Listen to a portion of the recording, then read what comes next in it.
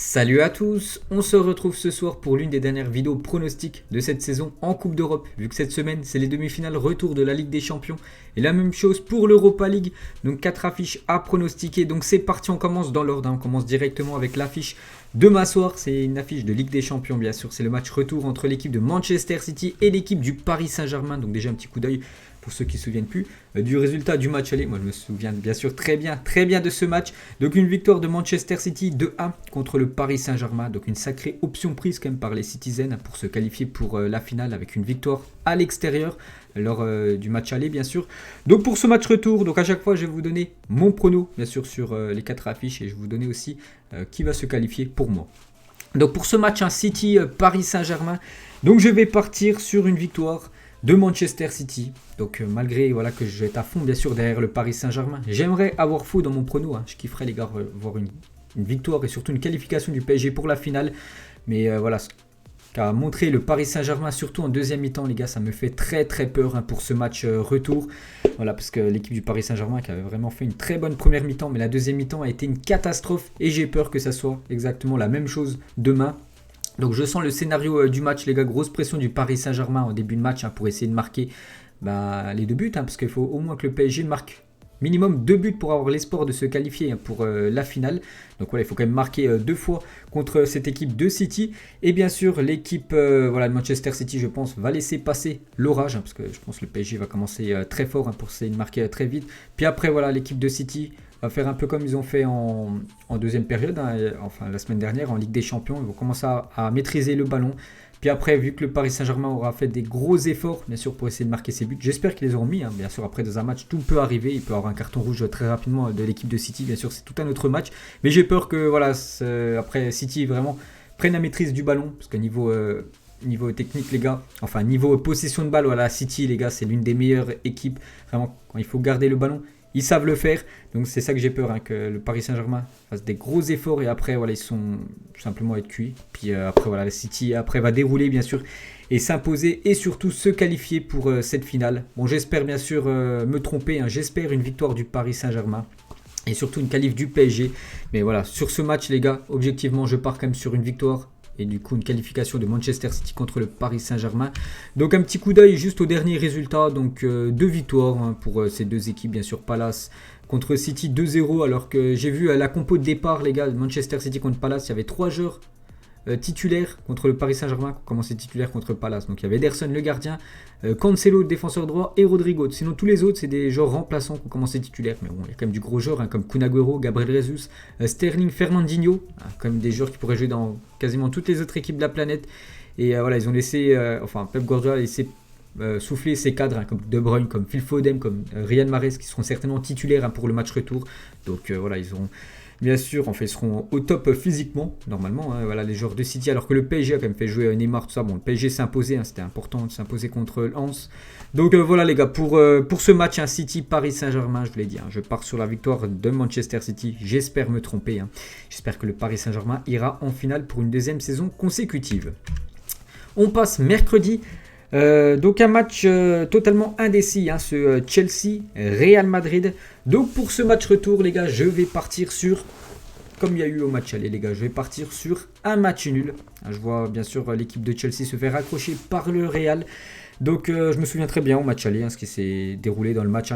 L'équipe de Chelsea aurait pu faire le break en première mi-temps, d'énormes occasions, heureusement que Courtois était là. Deuxième mi-temps, ça a été un petit peu mieux côté madrilène. Mais voilà, je vois quand même le Real Madrid accrocher ce match nul, je sais pas, peut-être un partout du côté de Chelsea. Ce qui voudrait dire, c'est que ça irait bien sûr en prolongation. S'il y a un partout, s'il y a 2-2, bien sûr, ce serait le Real Madrid qui se qualifie. Donc pour ce match, je pars bien sûr, je vous l'ai dit, sur le match nul et je pars sur la qualif du Real Madrid. Donc en gros, c'est peut-être qu'il y a un partout après prolongation, c'est-à-dire que le Real Madrid s'imposerait en prolongation, ou 2 partout, c'est-à-dire que le Real Madrid serait qualifié, mais je pars, je l'ai dit, sur le match nul et la qualif du Real. Côté Real Madrid, n'oubliez pas les retours, normalement, je l'ai vu aujourd'hui, normalement le retour de Sergio Ramos et Ferland Mendy, ils vont faire un bien fou. Donc Marcelo qui avait été très décevant au match aller sur le côté gauche, là Ferland Mendy retrouve sa place. Donc là c'est quand même un point largement positif pour le Real. Et le retour aussi de Sergio Ramos, malgré que Nacho, Militao, Varane, voilà, ça faisait le taf. Enfin, Varane, ça fait toujours le taf. Militao aussi. Mais voilà, Sergio Ramos, c'est une valeur sûre du côté du Real. Donc c'est comme Encore un point positif pour le Real. Et aussi, normalement, la titularisation, normalement, de Eden Hazard, les gars, du côté de Chelsea. Va vouloir prouver, bien sûr, Hazard, remontrer que c'est un grand joueur, surtout contre son ancien club. Donc voilà, je pars bien sûr, je vous l'ai dit, sur le match nul, la qualif du Real. On va ajouter vite fait un petit coup d'œil aux deux derniers résultats des deux équipes, enfin résultats ce week-end. Donc les deux équipes ont gagné 2-0. Donc Chelsea 2-0 contre Fulham, Real Madrid 2-0 contre Osasuna.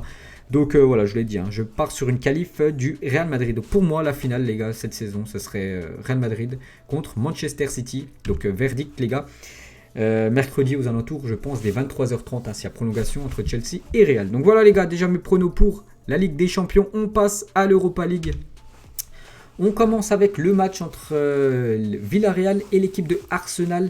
Donc voilà, tout est possible pour ce match retour. Donc Villarreal s'est imposé 2-1 au match aller. Dommage parce qu'ils menaient 2-0. Ils ont concédé un penalty, les gars, en fin de match à la 75e minute, inscrit par Nicolas Pepe. Dommage parce que 2-0, ils auraient pris une sacrée option pour se qualifier pour la finale. À 2-1, tout reste à jouer.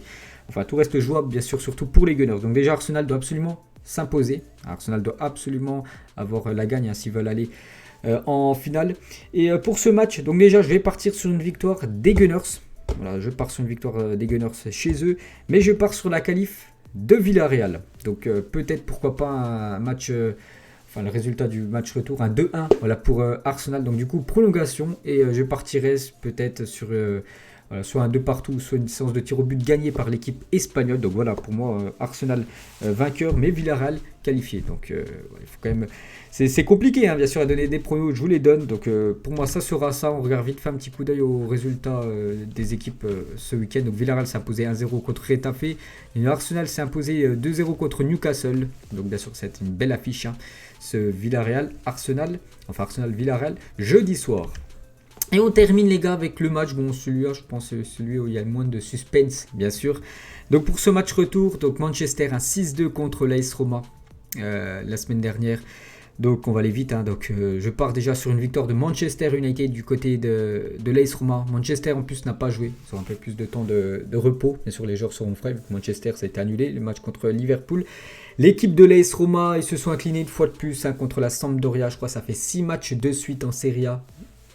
Que l'AS Roma n'a pas gagné. Donc actuellement ils sont 7e, là c'est la descente pour l'équipe de Rome.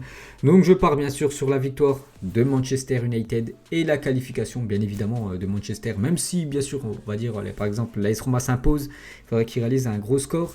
6-2, c'est dire qu'il faudrait qu'il gagne au minimum 4-0, je crois, c'est ça. 4 ou 5-0, je ne sais pas exactement. Ouais, ça doit être un gros score que doit mettre l'AS Roma. Je ne vais pas du tout infliger un 4 ou 5-0 à cette équipe de Manchester United. Déjà, je vois Manchester United marquer. Ils en mettent 6 au match aller. Ils peuvent en marquer, voire plusieurs buts au match retour. Donc voilà, c'est quasiment mission impossible pour l'AS Roma. Donc bien sûr, pour moi, Manchester United s'imposer et qualif aussi de Manchester United. Un petit coup d'œil aux derniers résultats. Donc Manchester, voilà, 6 de le dernier match. Regardez les derniers résultats de l'AS Roma, que du rouge, à part un match nul contre l'Atalanta Bergame. Il reste sur 3 défaites d'affilée, contre Cagliari, contre Manchester et contre la Sampdoria. Ça va pas fort pour cette équipe de l'AS Roma. Donc voilà, tous les voyants sont au vert pour Manchester pour aller une fois de plus en finale de l'Europa League qu'ils ont gagné en 2017 contre l'Ajax Amsterdam. Donc voilà les gars, j'espère que ça vous a plu. L'une des dernières vidéos prono sur la Coupe d'Europe. Il en restera une pour les deux affiches de la finale. N'hésitez pas à mettre en commentaire pour vous voilà, juste qui va se qualifier sur les 4 affiches. Vous mettez juste les 4 équipes pour vous qui iront en finale. Donc voilà les gars, la fin de cette vidéo. J'espère que ça vous a plu. On se retrouve nous demain début de journée, enfin vers midi, pour la vidéo avec beaucoup d'infos sur la Coupe d'Europe de cette semaine. Et ciao à tous et bonne soirée, à demain.